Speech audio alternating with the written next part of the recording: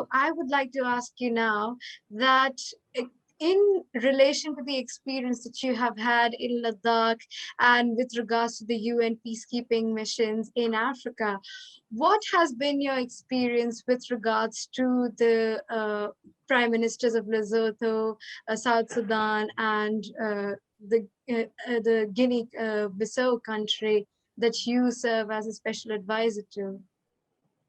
Ah, you've asked me a question that I would have to respond to very carefully because I don't wish to say anything that might be offensive to some people.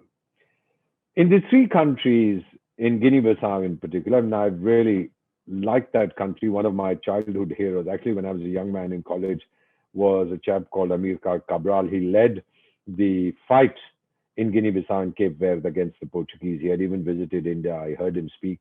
His eldest daughter, by the way, he named her Indira in tribute to our prime minister. When I go there, the only thing that I find as far as India is concerned is total love, total affection. They all know Mahatma Gandhi. They all know what we have achieved. They know our IT prowess. They know our medical prowess. And whenever they've needed help, we've given it to them. We funded some projects there. They're very, very pleased. South Sudan, what they tell us is, we do know who our best friend in the world is. It's India. I made so many trips to South Sudan. I don't mind sharing this with you. When I was ambassador in Sudan for 5 years, I probably went over 100 times to the south. It was then the semi-autonomous region of southern Sudan. And one day, a very senior Sudanese official met me somewhere. He says, Ambassador, because they are also a police state, they were, said, you've been visiting South Sudan very frequently. Why? And I said, sir, I respond to my government, not to you. If they question me, I will tell them, and don't you dare ask me this question again. He immediately apologized, said, I'm sorry. Then you've asked about the kingdom of Lesotho, the kingdom in the sky. Absolutely beautiful. The prime minister is a wonderful man.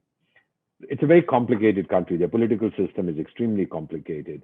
They have a direct vote, and then they have a proportional vote, and all kinds of funny things go on. And they keep changing governments faster than I change my night suits.